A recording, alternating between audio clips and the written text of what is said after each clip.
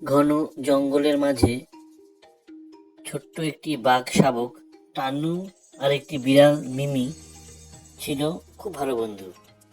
একদিন টানু মিমিকে নিয়ে তার জঙ্গলের ভেতরে ঘুরতে গেল। গভীর জঙ্গলে ঢোকার পর অন্য বাঘেরা মিমিকে দেখে বিরক্ত হয়ে গেল।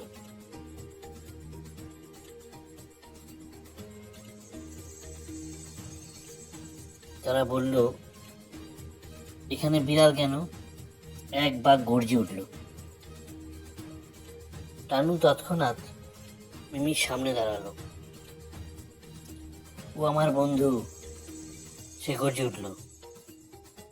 বাঘেরা থমকে গেল, কিন্তু তারপর আক্রমণ করলো।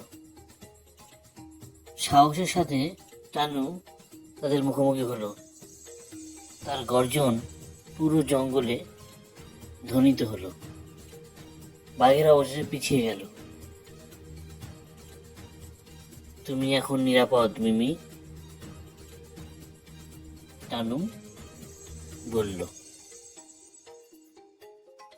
মিমি কৃতজ্ঞ হয়ে বলল, তুমি আমার নায়ক টানু। প্রকৃত বন্ধুত্ব জয়ী হলো।